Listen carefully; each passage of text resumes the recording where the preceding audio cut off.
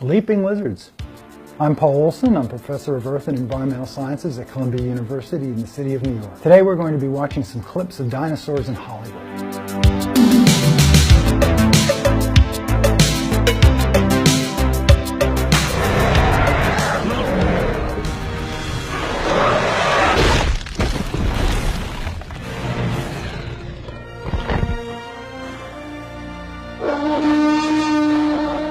A wonderful Carnotaurus that gets obliterated by a T-Rex. Now, Carnotaurus is interesting because it's one of the few dinosaurs that are very large for which we have significant impressions of its skin. So the facial ornamentation on that and the short face and those absurdly tiny arms that make the T-Rex arms look large is accurate as far as we know. They probably would not have gotten along well, so that's probably fairly accurate.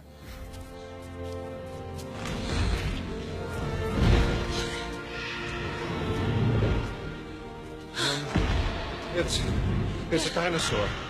That, of course, was a Brachiosaurus from Jurassic Park, and apart from its size, which is larger than it should be, it's pretty good in its overall proportions. They almost certainly could stand up to browse in the higher trees. This thing doesn't live in a swamp. Were probably mostly naked because they didn't need any kind of feathery coating for insulation. They had trouble actually losing heat, and they had an air sac system which helped them lose that, which, by the way, made them a lot lighter than you'd guess from their size. I'd give it a 6 out of 10.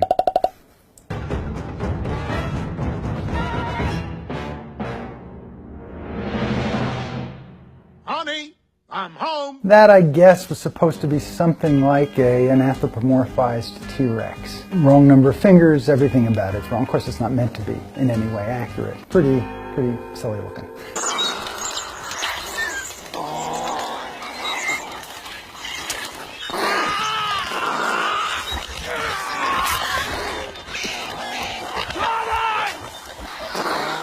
So those are the tiny Compsognathus.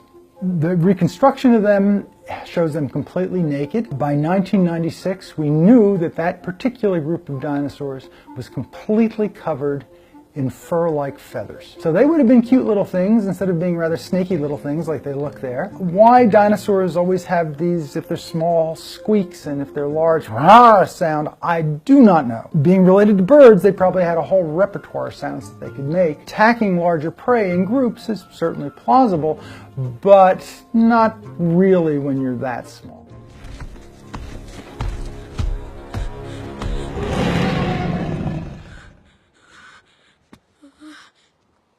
Hey, you okay, kid? It's hard to know what to say about that. They look a little bit like they're made out of Play-Doh and bear no resemblance to anything that ever lived.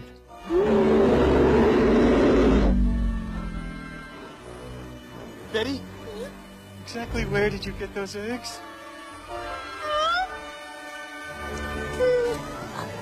An interesting semi-accuracy in that particular clip was the fact that no matter how big the dinosaur was, there was a maximum size to the eggs. So the largest known dinosaur eggs ever found are about that big. They don't get any bigger because the strength of the eggshell isn't sufficient to support a larger egg, so it would break very, very easily. And of course the roar is the usual roar, dinosaur roar that we hear over and over, just changing in pitch, not in character, depending on the size of the dinosaur.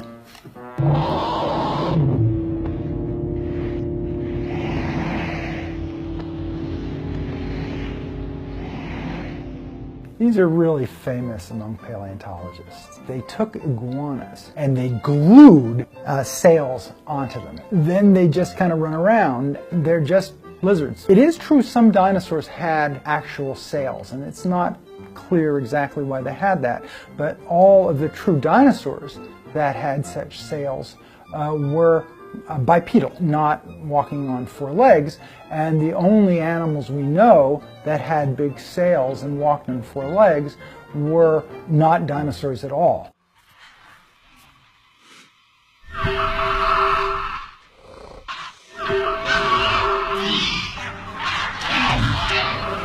No. Call for help. In the Jurassic Park franchise, they almost started to get the dinosaurs right. In this clip, we see velociraptors with a little frill of quills on their heads, moving kind of in direction of feathers, but then they abandoned those in later versions of Velociraptor. Having brains nearly on the level of organization of birds, they probably did have sophisticated communications with a very large range of sounds, probably even more than shown there.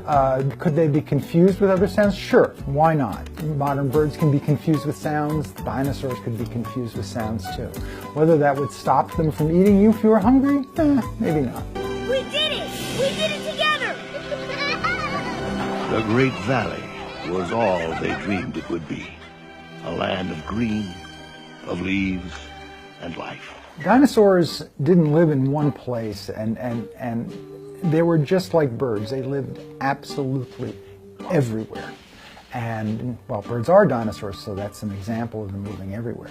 We're pretty sure they even lived in very cold climates, not just in the tropics, and of course not just with the volcano in the background, but they would have lived everywhere and on different continents. The idea they would migrate to one particular place, there's no reason to ever think anything would do that kind of behavior.